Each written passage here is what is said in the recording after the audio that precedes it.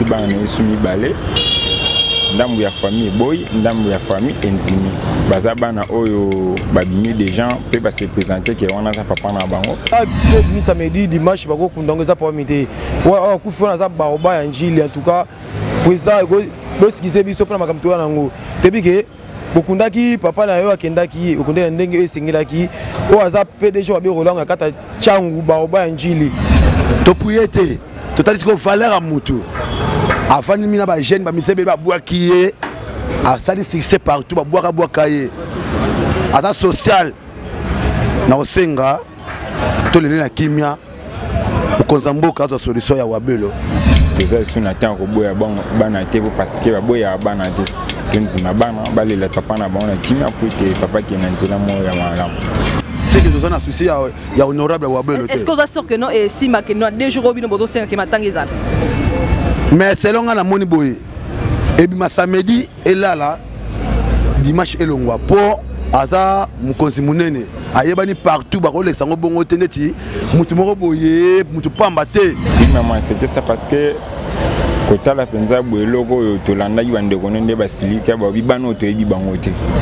Bano te bibango te ba wuti wapi bo bimisi bango na arrivé ya enterrement ya ndekona biso point. Bon, tellement que bazade abana ba l'équipe ba effort ba sali ba magistrat ba mettre avocat ba yaki ba bité ba bana to le non papa to landa mambo si mambo bité to si sa mambo bana va to le la mowe bon to ze la résultat familial et puis ça biso soit to le la papa semaine soit balande la non mambo bana aïe ba balinga kankechi balinga gali mono balinga soda na bango yo eloko ngo yeye to apena swat ba fane na ngayo biso nyonso to sabone massivement na kati ya Congo Winer TV na beni ba fane to avec les filles la noche donc ba to balinganga ba to balinga musala ba to mosepela na musala na ba to na sepelisa na banda mais ce que nous landa nga lisu bien donc bon mon nga lisu bien abonnez-vous na kati ya Congo Winer TV la chaîne oyo yi osepelisa biso osepelisa yo to talanga kama na seni abana siso bato nyonso balingaka yanza ko s'abonner Congo Winer TV. Congo Winer TV. La Cléopâtre Sarah Kabunji, Banouzi Yamboka na temps réel, chaîne Kangi Londres Mobimba, Balobi Bisoto. C'est ça kaka moko na Londres, Congo Winer TV. Babi biso nyo surtout s'abonner na Congo Winer TV. Sarah Kabunji en direct de Londres. Babito s'abonner massivement net na film. Congo Winer TV, Sarah Kabunji. S'abonner massivement na chaîne Nabino Congo Winer Télévision. Congo Winer Télévision, ya yemoko la Cléopâtre Sarah Kabunji babi moi sur l'équipe ngolo na moi. News la kati na mo pédé la bien honorable René Makondele donc tout y est donc voilà quoi. Juste pour nous web Sabino qui est beau s'abonner. Yaka na Congo Winer TV ya boss na biso Sarah Kabunji la Cléopâtre veut dire moi si o ya leki ngolo nelengi balobi na chaîne wana kozala jamais déçu talara yemoko.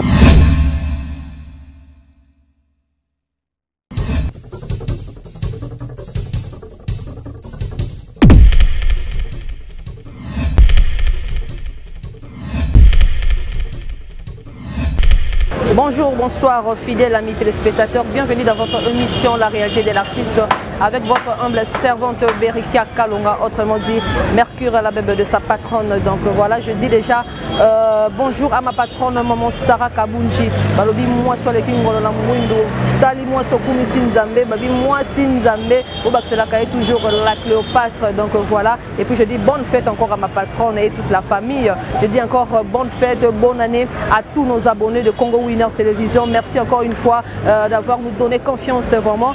Tout le monde est vraiment volonté Nabino, tout le monde est vraiment amour Nabino na Congo Winer Télévision. Donc restez toujours branchés pour vos news, il y a bien na Congo Winer Télévision. Donc voilà, l'émission d'aujourd'hui, nous allons parler na Liwa ya Wabelo Rango. Donc voilà, Ozalaki Moutou Moune Wabelo Rango Aïbani partout partout. Donc voilà, Azaki Moutoumouné, homme d'affaires, musicien Sobayemba, bato théâtre, babouaka. Donc on va babouaka, on va le rangoter à Kossi. Donc voilà, il y a un moment que notre kitina.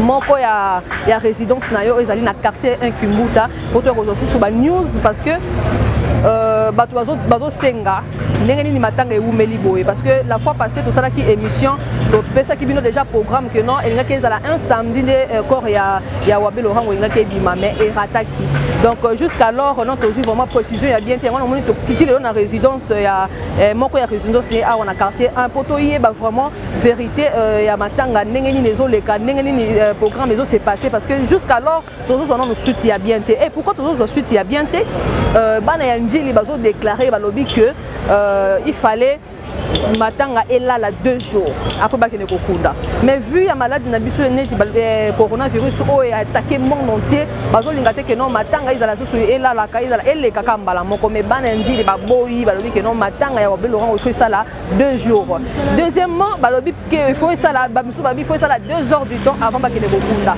donc troisièmement aussi tout ça c'est un problème sérieux o ebimi lisusu ta kaka zali homme d'affaires wabe Laurent oza mutu munene o azali pe la famille munene aboti bana presque tellement ébélé fuite ebimi lisusu que non il y a 2 enfants oyo ba présenter bango na famille aux familles zo reconnaître bango te bazo douter na bango o bango ba yebi bango te donc bana ona babimi kaka heure ya liwa ya wabe Laurent wa uti okufa ne bana ona babimi mibale et bazali du nombre ya famille ya wabe Laurent c'est pourquoi moni que non famille bazo bendana nanu donc nungu ezali vraiment makasi to éviter finalement wabe Laurent ba kokunda ye ou pas.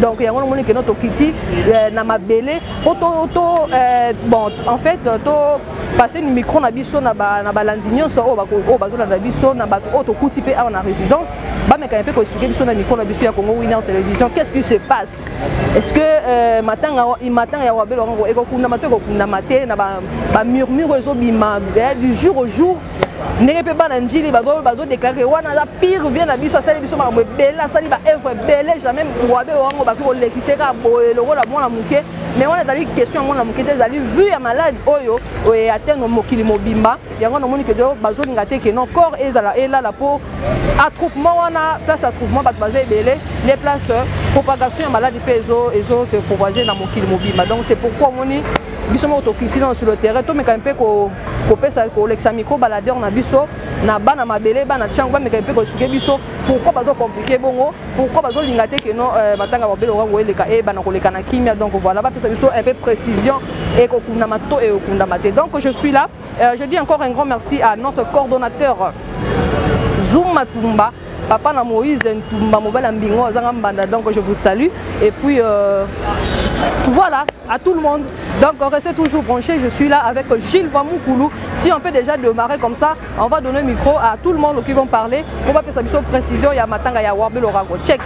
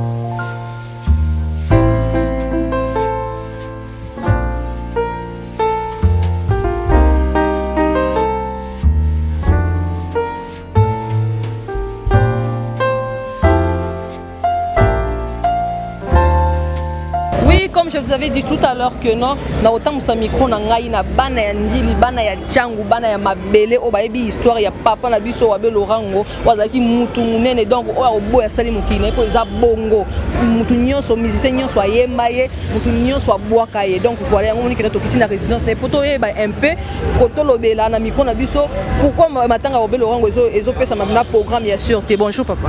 Bonjour maman nangaye. Oui papa, tout le monde qui notre office na mabele ya biso mabele na bino ya changu esika wa belorango azalaka donc résidence na ye. Donc voilà, on met un peu koloba na micro na biso pour ani boso compliqué matanga wa belorango et puis maté. Merci maman nangaye. Na loba mingi te na opesa vraiment amikonza mboka bo soutenir matanga wa belo ala patron munene wa yebani na kini mobimba ba minse ba baka ba wera ba fali ba bwaka wa belo wanga ala patron ma sécurité ala ba immeuble makasi ya cher. Comment vous retirez matanga neleka faut vendre ata 2 jours 3 jours poto le lamba wa belo na ndemo ya kitoko ya malamu ayebani partout patron munene rote ya famille na choc na mutema te kobotika matanga fanda na fala ba pesi bino lipango ona kimbuta akotika boete faut botolela ye na mutema malamu ata artiste munene wa belo sali 7 ba immeuble sebele. Mais au moment que non bazo boyende nini attroupement wana yo moko biki nde malade oyo et contaminer monde entier, contaminer mon kilimobima. Mais nek soki ke matanga sali 3 jours. Au moment que non malade ko comprendre sous son kimo. Mais na ko senga ata ela la ata 2 jours. Ata jour moko ela la après le bac nango poso ekebongo c'est que nous on a souci ya honorable wa belo. Est-ce que vous assure que non et si ma que non 2 jours obino bozo senga ke matanga ezala. Mais selon na moni boye et bima samedi ela la dimanche elongwa po aza mukonzi munene ayebani partout ba kolekisa ngo bongo teneti mutu moko boye mutu pamba te. Mais est-ce que yebi que no ba mikonzi ebele pe ba uti ko kufa o ba lekisi bango mbala moko ba salata 1 heure de temps te. To mona ki pe na présence ya papa ya Félix. Mais je comprends les cas ya wa belorango obino bozo comment créer problème et peut coïncider sous na maladie des ali. Ce que bino bozo créer là un problème bozo ninga que non et là les salades déjà moins que non temps bozo sala bongo au fur et à mesure pe matanga pe ba prolonger ngo. To puyete to tali ko valeur à mutu. Afani mina ba jeune ba misebe ba boakiye a sali fixé partout ba boaka ye. Ata social na osenga to lele na kimia Konzamboka za solution ya wabelo aza artiste munene siko précision pena matanga non pena ba pesi programme te si siko na tozi programme to babika ba lekisa ki samedi babi samedi le 16 toujours c'est là banka kama boko ya kufonga. OK, merci beaucoup. Donc voilà donc bino mo moni ki no bana tiango bazana mesha ya mabe balobi il faut ça la 3 jours.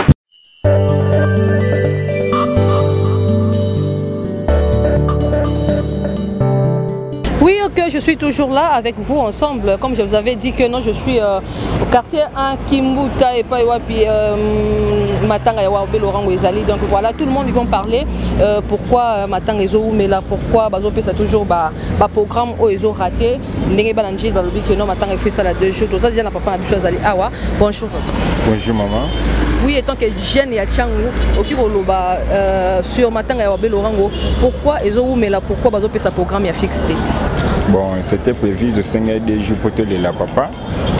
Et en plus, les babagis des jours, les élèves bateaux et 5 qui baya, bayaki, mais encore limité et arrivé que babisi ba ne soumis balé. Ndambu ya famille boy, ndambu ya famille enzimi.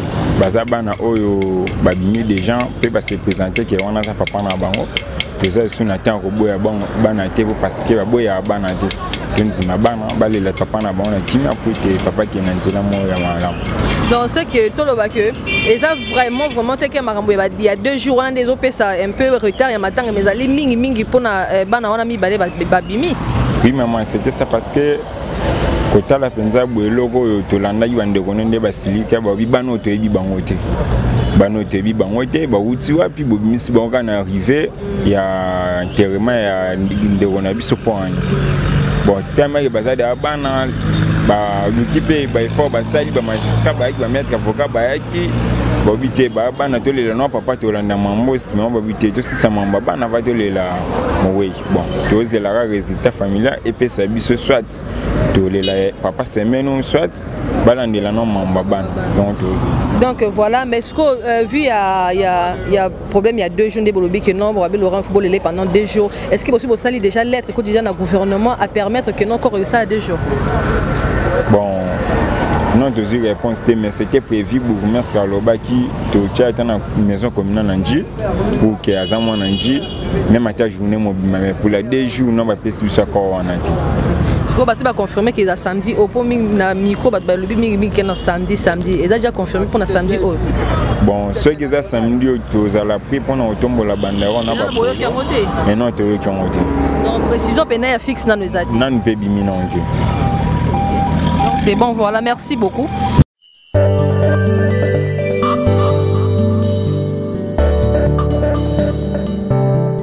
Il faut ça là 2 jours, donc voilà, on ne sait pas où allons-nous dans tout ça. Donc voilà. Nous avons suspect Zana, Aïpe Aloba. Malobezali umboka wabino donc voilà tara to na résidence ya wabelo wango sko yo monne na mamo ya o bo se bino mo bana chango bo senga 2 jours 3 jours est-ce que ko simba po ba konimine ne pe ba uti ko kufa ba lekisi bango po eza bongo o eloba na mukonza mbo akeno matanga iki kolala lisusu te mais bino bana chango bo mo compliqué matanga o bo bifo ça la 3 jours ndeni matanga ko ça 3 jours. Merci maman la parole matanga ko ça 3 jours par rapport que oza ba obanjili babanjili atiki ba compagnie belé na katanjili awa si biso tolo ba boye belé baza ba travailler na belé ba déclarer ata ce mi samedi dimanche ba ko kundongo za pour mité wa ku fona za ba obanjili en tout cas président go skize biso pour makamto na ngo tebike bokundaki papa na yo akendaki okundela ndenge esengelaki o aza PDG wa Birolanga kata changu ba obanjili donc photo kunde na massive na ndenge esengeli donc ce que ça bimisa medi dimanche to go kunda o se le côté o sa penza melo côté o sa pe l'été le côté magé to ke makambo to na ngo mboka ba malade ezali au moyen bien si malade ezali nango dino sa ko za na kashine bobike kashine ezanga kate pour la saké to lingi mboka na biso kashine liboso nanu ko sota na kashine na président ko to za la senti ke mboka eza bien po oya lobaki to respectango valeur liboso nanu kashine to respectango to de go ma samedi dimanche to kuna mutu nyoso au na kashine po kashine c'est important na mutu nyoso ko mboka na biso c'est kashine po malade ezebele madi to ko ba ke malade eza pa mutu moko te ma ezebele mboka ko malade ezali excusez président Fachi, excusez papa, oza papa abiso mboka, excusez makamo tokweli matanga tokweli baoba abiso ya njil akufaki, photo kundaye. Ce mi samedi dimanche to le la e aussi le comment. Est-ce que vous beaucoup ici déjà recours, beaucoup ici déjà dossier que dans matanga et ça la 2 jours. D'accord, on a remarqué na mission de to babwe, mutenyo soza a Hollande abiso. Partout ba Hollande abiso ke PDG wa Birolanga ba travailler ba tikale belé. Tout ça tenté à ko so ba comprendre belé. Donc PDG parti samedi. Il fallait attendre que otika na nini bo sali lettre pour na ba signer que non matanga ça la 2 jours. Te na 2 jours ba boye to kuta ba konti belé. Pour ba konti ba zoya ka awa to mona ki nani robera nani mo konti biso ba mbunga yaki parce que ba konti ba zoya pour ko visiter ba bi ayebi aza PDG avant ba tebe ba zaya zala ba société belé tikala tikango. Donc c'est que faut ko yeba ndé to bongisa nyonso wana pour les Canadiens moi massivement. Donc on bongisa ke ce bi samedi dimanche beaucoup non ça biso pe le côté. Il a déjà confirmé que dimanche et samedi ba confirmé. Donc il a confirmé que samedi matin on fait bima ta ke ba obanjil to longola ki na 51 tout ça na njili sur na 7 ans. On dit toi 7 pour ba chang ba bi ke faut aller la boss na mango massivement.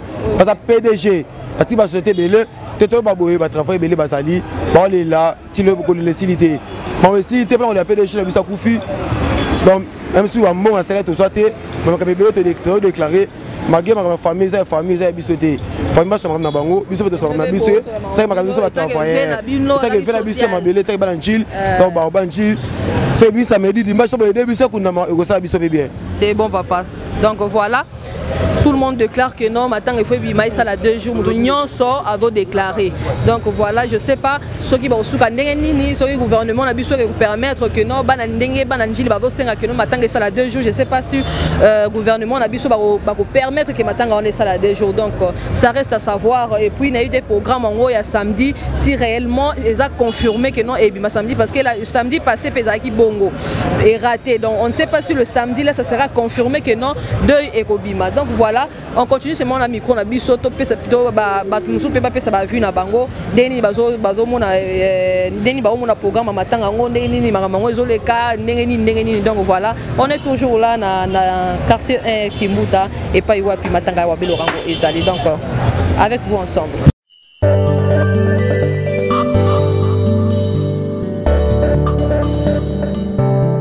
Donc voilà, on continue,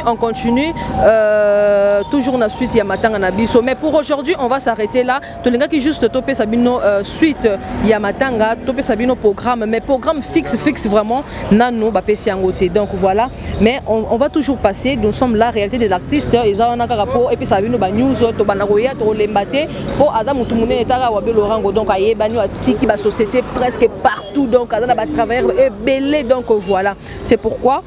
Monique notre hôpital qui sur le terrain poto pe sabino ba news na bana news ya poto oyo ba ebi Wabe Lorango. Donc voilà boyo ki news ninge zali confirmation penza na ne peut s'habiter confirmation penza na ne peut s'habiter ba mususu bazo ba samedi mususu balo ba epesa minonte. Donc voilà, on ne sait pas biso sur droit to tâtonner vu que ya ninge bana o mi balé ba bimi que no ba za bana Wabe Lorango. Donc famille ezoboya na ninge pe balobi que matanga ça la 2 jours. Donc confusion vraiment eza makasi. Donc voilà, mais aujourd'hui nous sommes arrivés à la fin ya réalité de l'artiste. Donc voilà, prochainement news si réellement c'est le samedi et on va prendre les images, on va vous montrer comment l'obsèque ça va se passer. Donc voilà, je dis un grand merci à mon réalisateur Gilles Vamoukoulou, autrement dit le chicata de la presse congolaise. Donc voilà, et puis je dis un grand merci à mon coordonnateur Zuma Toumba Mwamba papa na Moïse Ntoumba Mobala Mbingwa Zanga Mbanda. Donc coaching nanga donc avant bima petit nanga beta boy et puis ça c'est bon à Congo Winner Télévision. Et puis je dis un grand merci à ma patronne Maman Sarah Kabunchi, moi Sinzambe, Otali Mosokumi Sinzambe, autrement dit la Cléopâtre. Donc voilà, merci encore à tous nos abonnés, au confiance dans la Congo Winner Télévision. Bolembate, donc Boz a toujours on a branché, scotché, et puis donc Bobo Landaba News et Yamalam ou Yakitoko, Oezope ça m'a toujours na Congo Winner Télévision. Et puis moi Berika, je suis là pour travailler, je suis là pour chercher des news, pour n'appeler Sabino News, ni News Oleka, na Congo Kinshasa. Et voilà, je dis encore un grand merci à ma famille Kalonga, et merci à ma mère, maman Biabali Micheline, Oya Bota Berika Kalonga Babi et moi aussi à Bibelou. Donc voilà, et je dis encore un grand merci à mon grand frère Dani Kalonga depuis Brazzaville, et puis à mes 2 enfants Safir Kalonga et puis Dan Kalonga. Et puis je dis un grand merci encore à Fiston Kalonga, Thierry Kalonga, Léo Kalonga. Donc vous êtes vraiment tellement nombreux. Je dis encore bisous à mes 3 enfants Darel, Ange et puis Moïse Ntoumba. Donc restez toujours branchés, moi et vous. On se retrouve très prochainement. Donc bye.